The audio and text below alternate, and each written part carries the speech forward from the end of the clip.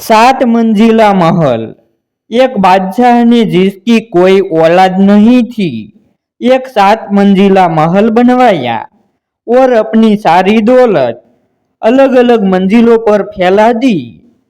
पहली मंजिल पर घोड़ियां, दूसरी मंजिल पर पैसे, तीसरी पर रुपये, चौथी पर मोहरे, पांचवी पर मोती, छठी पर अच्छे अच्छे हीरे जवाहरात और सातवीं पर खुद बैठ गया।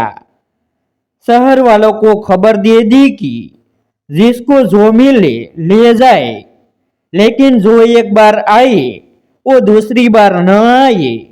लोग दौड़कर आने लगे। बहुत से लोग तो पैसों की गठरियां बांधकर ले गए। जो उनसे ज्यादा समझदार थे वे रुपयों की गठरी बांधकर घर ले गए। जो और आगे बढ़े वे चांदी ले गए। जो और आगे गए वे मोती लेकर आ गए। जो और ज्यादा समझदार थे वे उनसे भी आगे गए और हीरे जवाहरत लेकर आ गई। एक व्यक्ति कहने लगा, नहीं, मैं सबसे ऊपर पहुंचूंगा और देखूंगा वहां क्या है। वह सबसे ऊपर पहुंचा तो देखा कि वहां बादशाह खुद बैठा है। राजा बैठा यह इंतजार कर रहा था कि क्या उसकी प्रजा में कोई ऐसा व्यक्ति है जो नीचे की सब वस्तुओं को छोड़कर ऊपर उसके पास पहुंचेगा।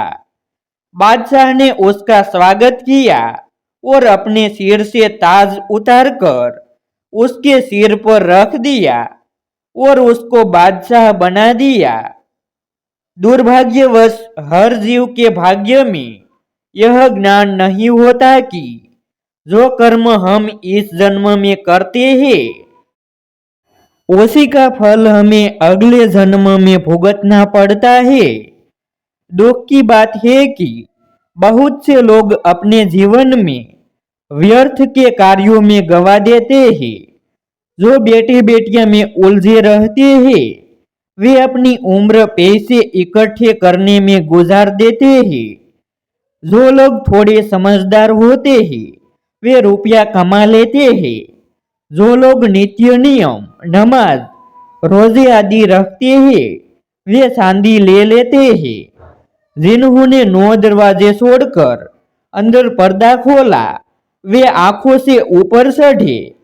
आलमे फानी यानी मृत्यु लोक को छोड़कर आलमे रूहानी या सहस्त्र दल कवल में पहुंचे।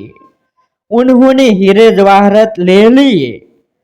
जिसने कहा कि नहीं, मुझे धूल तक पहुंचना है, वह ऊपर गया तो आगे शहंशाह अकाल पुरुष को बैठे देखा।